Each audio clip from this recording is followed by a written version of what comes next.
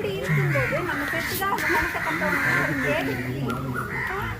நம்ம வாழ்க்கையே இல்லை.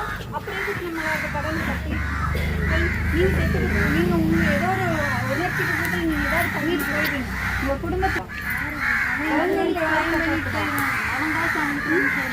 அவங்க காசு வந்துடும். அவங்க எந்த போட்டு போயிடுவாங்க. அதே மாதிரி அந்த மாரி ஒரு அசம்பாவித அவங்க வீட்டில் நடந்தா அவங்களுக்கு யாராவது லோன் போட்டோம்னா அவங்களுக்கு மறுபடியும் பணம் கட்டக்கூடாது.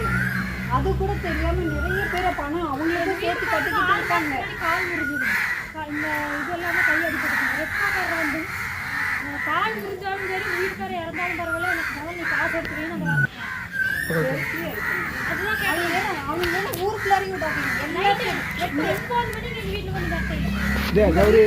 கௌரி இன்னொன்னு என்ன தெரியுமா, அப்படி பேசினா பாரு அப்பவே நீ போய் நேரா ஸ்டேஷனுக்கு கேஸ் கொடுத்துருக்கோ.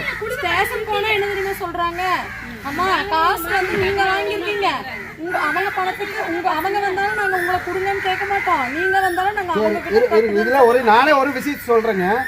நாங்க இன்சூரன்ஸ் போட்டிருந்தோம், ஒரு குழுவோட இன்சூரன்ஸ் போட்டிருந்தோம். நான் வந்து 15 நாள் ஜிஹெச் கோயம்புத்தூர்ல அட்மிட் ஆயிருந்தேன். இல்ல ஜிஹெச்ல அட்மிட் ஆயிருந்தேன். இன்சூரன்ஸ் போட்டு அந்த குழுவில் அது வந்து கிளைம் பண்ணி தர மாதிரி நீ பணம் கட்டியே தான் ஆகணும் அப்படி இப்படின்னு சொல்லிட்டு இருந்தேன். பணம் கட்ட முடியாது நீ. அப்போ மேனேஜர் என்னமோ கொஞ்சம் வார்த்தை பேசினா, உன் பேர் யார் நீ வாட ஸ்டேஷனுக்கு வாடன்னு சொல்லி ஸ்டேஷனுக்கு கிளம்பிட்டேன். நான் என் ஒய்ஃப் எல்லாமே சேர்த்துட்டான். நான் போயிட்டு ஸ்டேஷனுக்கு போயிட்டு அங்கே போனால் அவனுக்கு சாதாரணமாக தான் பேசுகிறேன். அந்த நம்மளுக்கு பேசுறது இல்லைங்க. பணமே கட்ட மாட்டேன்னு குழுவில். அப்புறம் எனக்கு இன்சூரன்ஸ் பணம் வந்த பின்னாடி தான் நானே அமௌண்ட் கட்டினேன். அந்த இது பொம்பளைங்க என்னன்னா, ஐயோ நம்ம வந்து பயந்துக்கிறாங்க. 4 பேருக்கு முன்னாடி கேவலமாக பேசணும். பொம்பளைங்க என்னங்கிறாங்க, அது பயந்துட்டு என்ன பண்ணுறதுன்னு சொல்கிறாங்க. எதிர்த்து பேசுங்க, இல்லை மீறி பேசுனா போங்க ஸ்டேஷனுக்கு போக. நான் எத்தனை டைம் சொல்லியாச்சு. முதல்ல நல்லா தெரிஞ்சுக்க, நீட்டின பக்கமெல்லாம் கையெழுத்து போடாதீங்க சரிங்களா. என்னென்ன பேப்பர் இருக்குதோ அது ஆதாரத்தை படிங்க. இன்சூரன்ஸ் வந்து உங்களுக்கு கிடையாது, நல்லா தெரிஞ்சுங்க. அவன் பணத்துக்கு சேஃப்டி. ஒரு உதாரணம் சொல்றது கேளுங்க. ஒரு வீட்டு கடன் ஒருத்தர் வாங்குறாரு, 1 கோடி ரூபா வாங்குறாரு.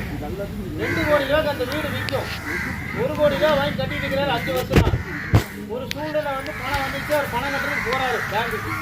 போய் பணம் கட்ட போகும்போது அதில் வந்து பெருசாக ஒன்றும் கம்மியாகலை, கூட வட்டிக்கு எடுத்துட்டாங்க 5 வருஷத்துல. சரி கட்டி முடிச்சிடலாம்னு சொல்லி கட்டி முடிக்கிறாரு. கட்டி முடிச்சதுக்கப்புறம் என்ன பண்ணுறாங்க, திருப்பி பணம் தேவைப்படுறது திருப்பி வைக்கிறாரு. அதை விட ஜாஸ்தியாக கொடுக்குறாங்க, வேண்டாம் எனக்கு கம்மியாக தான் வேணும்னு. அந்த 75 லட்சத்தை வாங்கி 6 மாதம் அவனால் கட்ட முடியல.